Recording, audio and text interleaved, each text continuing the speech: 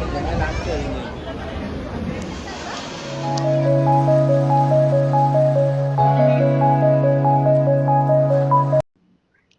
ಎಲ್ರಿಗೂ ನಮಸ್ಕಾರ. Welcome to ಪಾವನ ಪ್ರಸಾದ್ ವ್ಲಾಗ್ಸ್. ಸೊ ಇವತ್ತಿನ ವ್ಲಾಗ್ ಏನಪ್ಪಾ ಅಂದ್ರೆ ನಮ್ಮ ಅಣ್ಣನ ಎಂಗೇಜ್ಮೆಂಟ್ ಇದೆ, ಅದಕ್ಕೋಸ್ಕರ ನಾವು ಮೈಸೂರಿಗೆ ಹೊರಟಿದ್ದೀವಿ. ಹಂಗೆ ಹೋಗ್ತಾ ದಾರಿಯಲ್ಲಿ ಹೊಟ್ಟೆ ಅಷ್ಟೊಂದು ತುಂಬಾ ಜಾಸ್ತಿ ಆಗಿತ್ತು. ಸೊ ನಮ್ಮ ಲೊಕೇಶನ್ ಬಂದಿದ್ದು ಬಿಡದಿ ತಟ್ಟೆ ಇಡ್ಲಿ. ಬಿಡದಿಯಲ್ಲಿ ನಿಲ್ಸಿದ ತಕ್ಷಣ ತಟ್ಟೆ ಇಡ್ಲಿ ಕಂಪಲ್ಸರಿ ಆಗಿತ್ತು. ಸೊ ಹಾಗೆ ಮುದ್ರಂಗೆ ಹಾಯ್ ಹೇಳಿದ್ರೆ ನಾವು ತಟ್ಟೆ ಇಡ್ಲಿ ತಿನ್ನಕ್ಕೆ ಸ್ಟಾರ್ಟ್ ಮಾಡ್ತಾ ತಿಂದ್ವಿ. ಬಿಡದಿ ತಟ್ಟೆ ಇಡ್ಲಿ ತಿಂದು ತುಂಬಾ ಖುಷಿಯಾಗಿ ಮೈಸೂರಿಗೆ ಹೊರಟ್ವಿ. ಹಾಗೆ ದಾರಿಯಲ್ಲಿ ಹೋಗ್ತಾ ಲಾಸ್ಟ್ ಅಲ್ಲಿ ನಮ್ಮ ಪಾರ್ಟಿ ಹಾಲ್ ರೀಚ್ ಆದ್ಮೇಲೆ ಇದೇ ನಮ್ಮ ಪಾರ್ಟಿ ಹಾಲ್ ಅಂತ ಒಂದು ಬೋರ್ಡು ಸಹ ನೋಡಿದ್ವಿ. ಅಲ್ಲಿ ಹೋದ್ಮೇಲೆ ಸೆಕೆಂಡ್ ಫ್ಲೋರ್ ಅಲ್ಲಿ ಎಂಗೇಜ್ಮೆಂಟ್ ನಡೀತಿತ್ತು. ಸೆಕೆಂಡ್ ಫ್ಲೋರ್ ರೀಚ್ ಆದ್ಮೇಲೆ ನಮ್ಮ ಸಂಬಂಧಿಕರಿಗೆಲ್ಲ ಹಾಯ್ ಅಂತ ಹೇಳಿ ನಮಸ್ಕರಿಸಿದಾಯ್ತು. ನಮಸ್ಕರಿಸಿ ಒಂದಷ್ಟು ವಿಡಿಯೋಗಳನ್ನ ಮಾಡ್ಕೊಂಡ್ವಿ. ಕೊನೆಗೂ ಸ್ವಲ್ಪ ಹೊತ್ತು ವೇಟ್ ಮಾಡಾದ್ಮೇಲೆ ಹುಡುಗ ಹುಡುಗಿ ಎಂಟ್ರಿ ಆಯ್ತು. ಅವರು ಎಂಗೇಜ್ಮೆಂಟ್ ಫೋಟೋಸ್ ವಿಡಿಯೋಸ್ ಎಲ್ಲ ತಗೊಳಕ್ ಸ್ಟಾರ್ಟ್ ಮಾಡಿದ್ರು ಎಲ್ರು. ಹಾಗೆ ನಾನು ಸಹ ಎಲ್ಲಾರು ಫೋಟೋಸ್ ತಗೋತಾ ಇರ್ಬೇಕಾದ್ರೆ ನಾವು ಸಹ ಒಂದ್ ಸ್ವಲ್ಪ ವ್ಲಾಗ್ ಮಾಡೋಣ ಅಂತ ಹಾಗೆ ಹೀಗೆ ಅಂತ ಎಲ್ಲ ರಿಲೇಷನ್ಸ್ ಎಲ್ಲ ಫೋಟೋಸ್ ಇಟ್ಕೋತಿದ್ರು. ಆದ್ರೆ ಟೆಂಪ್ರೇಚರ್ ಮಾತ್ರ ನನ್ನ ಬದುಕಕ್ಕೆ ಬಿಟ್ಟಿರ್ಲಿಲ್ಲ. ಆ ಟೆಂಪರೇಚರ್ಗೆ ನನ್ನ ತಮ್ಮ ಈ ರೀತಿ ಮಾಡ್ತಿದ್ದಾನೆ. ಅದ್ರ ಮೇಲೆ ಫ್ಯಾನ್ ಎಲ್ಲಿದೆಯೋ ಅಲ್ಲಿ ಉಡ್ಕೊಂಡು ಹೋದ್ರೆ ಜೀವನ ಪಾವನ ಆಯ್ತು ಅನ್ನೋಷ್ಟಿತ್ತು. ಬಟ್ ಮೈಸೂರಲ್ಲಂತೂ ಟೆಂಪ್ರೇಚರ್ ನೆಕ್ಸ್ಟ್ ಲೆವೆಲ್ ಇದೆ. ಬೆಂಗಳೂರಿಗಿಂತ ಜಾಸ್ತಿ ಇದೆ ಅನ್ನೋದು ಗೊತ್ತಾಯ್ತು. ನೆಕ್ಸ್ಟ್ ನಮ್ಮ ಅಣ್ಣನ ಮದ್ವೆಗೆ ಏನಾದ್ರು ಮೈಸೂರಿಗೆ ಅಂತ ಬಂದ್ರೆ ನೆಕ್ಸ್ಟ್ ಫ್ಯಾನ್ ಎಲ್ಲಿದೆಯೋ ಅಲ್ಲಿ ಹುಡ್ಕೊಂಡು ಹೋಗಿ ಕುತ್ಕೋಬೇಕು ಅಂತ ಅನ್ಸೋ ಅಷ್ಟು ಶೆಕೆ ಆಗ್ತದೆ. ಅದಾದ್ಮೇಲೆ ಊಟಕ್ಕೆ ಲೈನ್ ನಿಂತಿದ್ವಿ. ಊಟಕ್ಕೆ ಕುತ್ಕೊಂಡಿದ್ದಾಯ್ತು.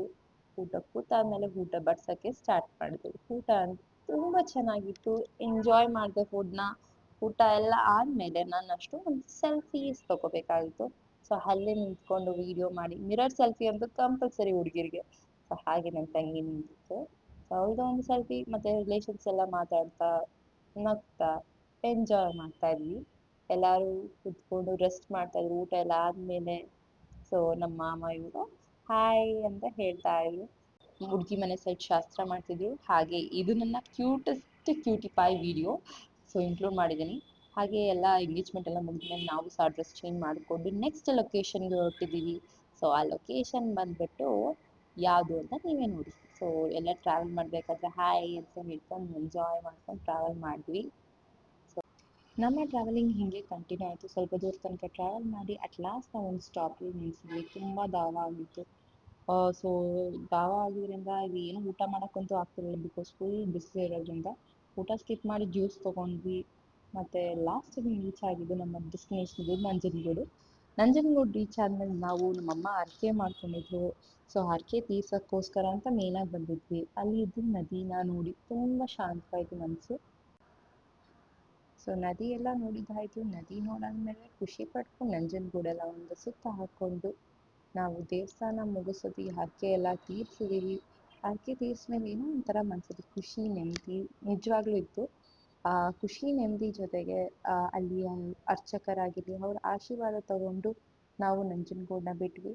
ಹೋಗ್ತಾ ದಾರಿಯಲ್ಲಿ ತುಂಬ ಅಂದರೆ ತುಂಬ ಖುಷಿಯಾಗಿದ್ದೇನಂತಂದರೆ ಅಲ್ಲಿ ಉತ್ಸವ ನಡೀತಿತ್ತು. ನಾವು ಆ ಉತ್ಸವ ನೋಡ್ಕೊಂಡು ಹೋಗುವಂಥ ಭಾಗ್ಯ ಸೌಭಾಗ್ಯ ಇತ್ತು ನಮಗೆ.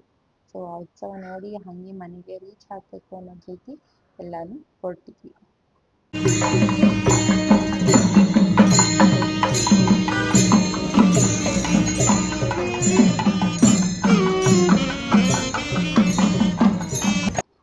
ಅಂತೂ ಇಂತೂ ಎಲ್ಲ ಪೂಜೆ ಮುಗ್ದಾಯ್ತು. Function attend ಮಾಡಾಯಿತು.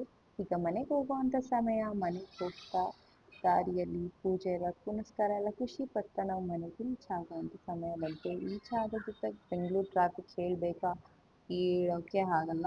ಸೊ ಹಾಗೆ ಮೈಸೂರು ಮೇಲೆ ಹೋಗ್ತಾ ಇದ್ದರಿಂದ ಮೈಸೂರು ಪ್ಯಾಲೇಸ್ನ ನೋಡ್ಕೊಂಡು ಹೋಗಬೇಕು ಅಂದರೆ ಒಳಗಡೆ ಅಂತೂ ಹೋಗೋಷ್ಟು ಟೈಮ್ ಇಲ್ಲ ನಮಗೆ. ಅಟ್ಲೀಸ್ಟ್ ಹೊರಗಡೆಯಿಂದ ನಾವು ಮೈಸೂರು ಪ್ಯಾಲೇಸ್ ನೋಡಿದ್ರೆ ಏನೋ ಒಂಥರ ಖುಷಿ. ಸೊ ಅದ್ರದ್ದಂತೂ ಗ್ಲಿಮ್ಸ್ ಹಾಕಿದ್ದೀನಿ. ತುಂಬ ಚೆನ್ನಾಗಿ ಬಂದಿದ್ದು ವಿಡಿಯೋ ಅದ್ರದ್ದು. ಐ ಥಿಂಕ್ ಸನ್ಸೆಟ್ ಆಗ್ತಿದ್ದು ರೀಸನಿಂದ ತುಂಬ ಚೆನ್ನಾಗಿ ಬಂತು ವಿಡಿಯೋ. ನನಗೆ ಖುಷಿ ಆಯಿತು ಅಂದರೆ ಇದು ನಾನು ತೆಗೆದಿದ್ದು ಅನ್ನೋ ಥರ.